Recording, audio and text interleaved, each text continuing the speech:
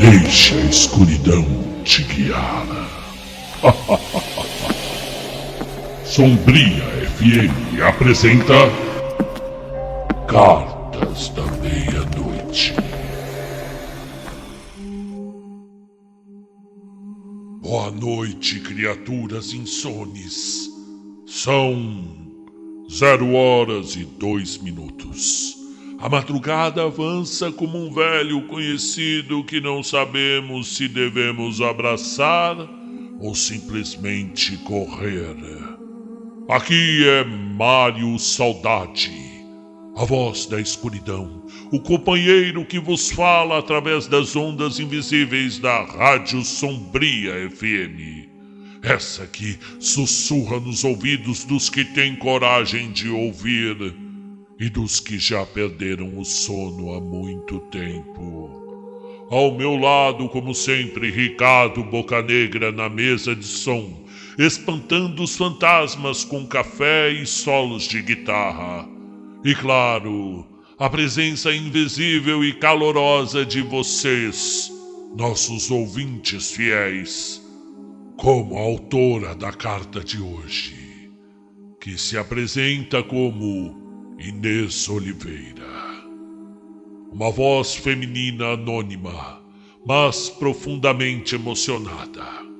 Prepare sua bebida quente, feche bem as janelas e se tiver um cachorro em casa, mantenha-o por perto.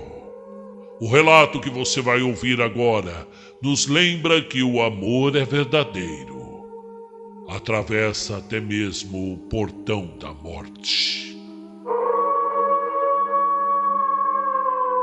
Vamos à história.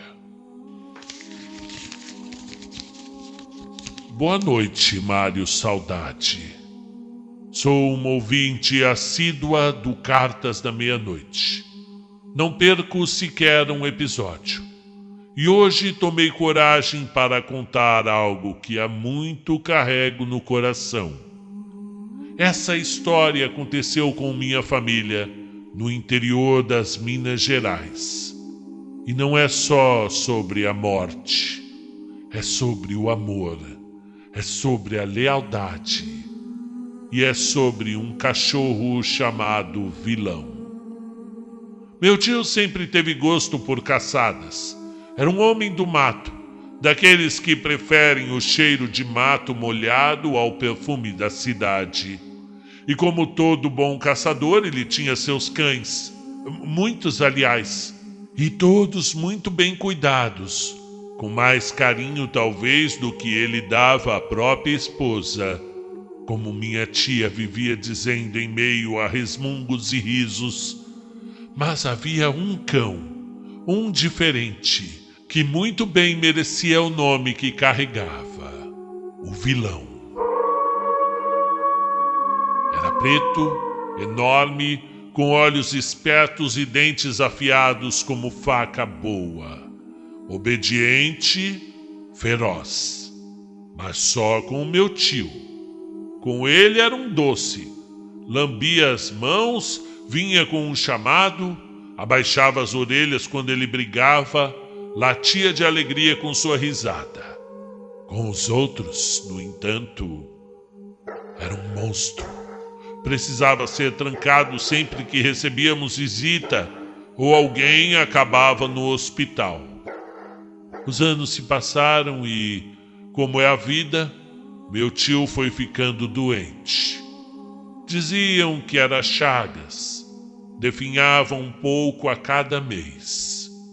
E o Vilão também já não era mais o mesmo. O focinho embranquecido, os dentes falhando, a visão sumindo, mas não o instinto. Onde meu tio ia, ele também ia, como uma sombra viva ou um guarda pessoal. Quando meu tio piorou de vez, foi levado para a cidade. Ficou internado e enfim morreu. A família, pobre, pediu um caixão à prefeitura, mas a entrega só viria no dia seguinte. E então, como era costume antigo, prepararam o corpo na própria casa do sítio.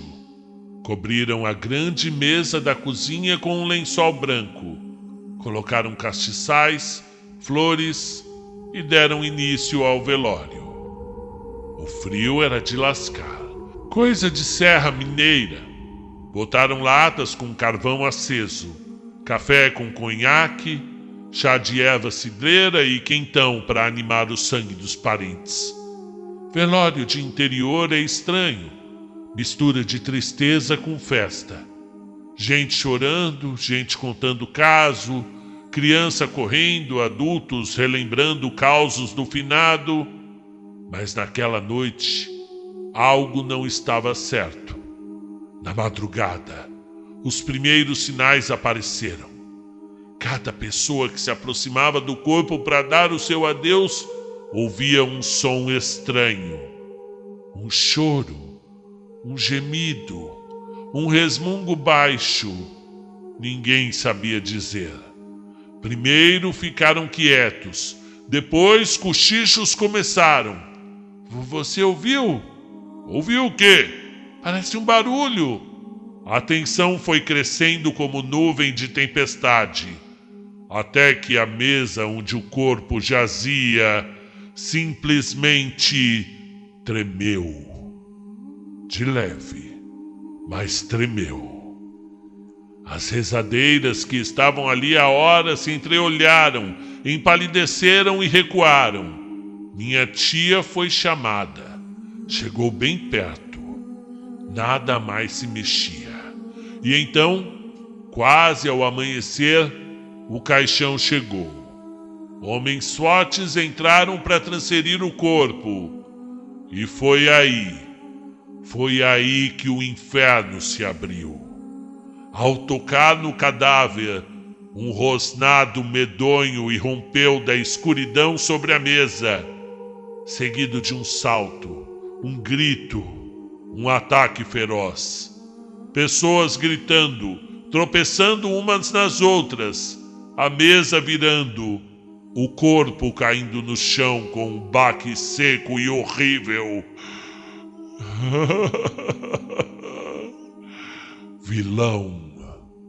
Ele estava lá, deitado o tempo todo debaixo da mesa, encolhido, talvez com frio, talvez com saudade, talvez em vigília. E quando viu mãos se aproximarem do seu dono, simplesmente atacou. E foi preciso muito esforço para contê-lo, e o corpo do meu tio, por instantes, ficou estirado no chão, de bruços, entre os cacos da cerimônia interrompida. Minha tia, desesperada, percebeu. Havia esquecido de prender o vilão. Conseguiram contê-lo. Prenderam o pobre cão, a muito custo, e o enterro foi feito como dava. Lágrimas, tristeza e, no fundo de tudo, um arrepio que não era só pelo frio. Mas não acabou aí. Quando voltamos do cemitério, o vilão havia sumido. Procuramos pelos arredores, pelas trilhas, chamamos, nada. Até que o meu primo disse: "Ele foi atrás do pai." E acertou. Voltamos ao cemitério. E lá estava o vilão, deitado, imponente, negro como a noite, sobre a cova, imóvel. Não saía por nada. Minha tia tentou trazê-lo de volta. Ele voltou, mas à noite escapou de novo. De novo, no túmulo. E assim, por dias. Ninguém conseguia tirá-lo de lá. Nem o coveiro, nem nada, nem com força, nem com comida. E o problema cresceu. Vilão atacava qualquer um que se aproximasse da cova. O coveiro mesmo foi mordido. Um vizinho também. Houve denúncia. Houve polícia, prefeitura, um escarcéu. Até que, sem solução, decidiram sacrificá-lo. Minha tia chorou. Eu também chorei. Todos, mesmo os que tinham medo do vilão, entenderam. Aquilo não era raiva. Vilão não tinha raiva. Era amor. Ele ficou ao lado do meu tio até o fim. Literalmente. E assim se encerra mais uma carta.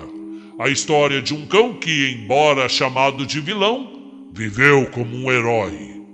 Aos que já tiveram um amigo de 4 patas sabem, o coração deles não cabe em uma coleira. E às vezes, nem mesmo na vida. Mas talvez, só talvez, ele e o seu dono estejam agora caçando juntos sob um céu sem fim. Obrigado, Inês Oliveira. Mais uma vez eu agradeço humildemente a você e ao seu marido por terem se lembrado da gente aqui nessa rádio sombria. Obrigado por dividir tudo isso conosco, querida ouvinte. E a você que nos escuta agora, abrace o seu cão, seu gato, seu bicho. Eles nos amam com uma lealdade que poucos humanos compreendem. A madrugada ainda é longa, mas por enquanto fiquem com esse silêncio que fala. Boa noite e cuidado com os cães do além. Aqui quem vos fala é Mário Saudade, para o Cartas da Meia-Noite.